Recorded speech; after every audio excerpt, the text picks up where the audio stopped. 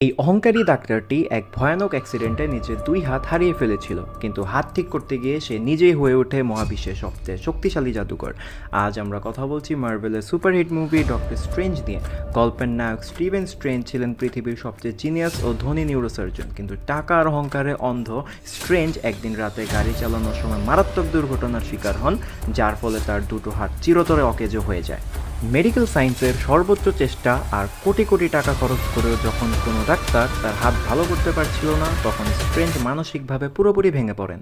সব আশা ছেড়ে দিয়ে এক অদ্ভুত চিকিৎসার খোঁজে তিনি নেপালের কাঠমান্ডুর কামারতাজ নামক এক গোপন রহস্যময় জায়গায় পৌঁছান।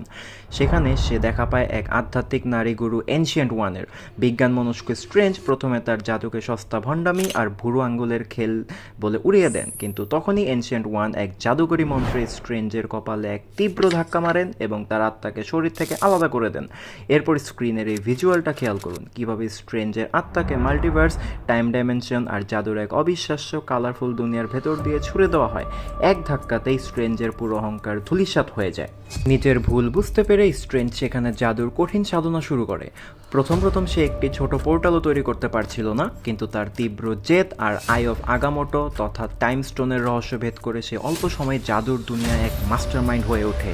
কিন্তু তাদের এই দুনিয়ার জগতের একটি সবচেয়ে বড় কালো মেঘ ঘনিয়ে আসে। এনশিয়েন্ট ওয়ানেরই এক প্রাক্তন ছাত্র ক্যাসিলিয়াস ডার্ক ডাইমেনশনের শক্তির লোভে পুরো পৃথিবী ধ্বংস করতে ধেয়ে আসে।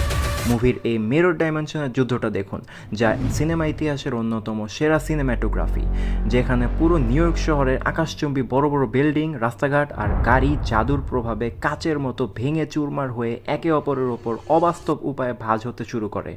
এখানে মাধ্যাকর্ষণ শক্তির কোনো নিয়মই খাটে না। স্ট্রেঞ্জ তার জাদুকরী পোর্টাল আর উড়ন্ত চাদর ব্যবহার করে শত্রুদের সাথে এক শ্বাসরুদ্ধকর লড়াই করে।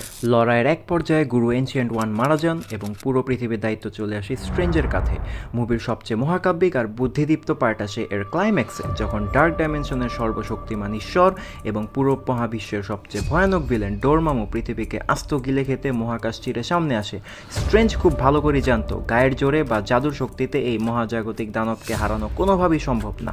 তাই সে নিজের বুদ্ধি কাটিয়ে টাইম স্টোন ব্যবহার করে সরাসরি ডোরমামুর ডাইমেনশনে চলে যায় এবং তার সামনে গিয়ে বুক ফুলিয়ে সে আইকনিক ডায়লগটি দেয়, Dormammu, I have come to bargain.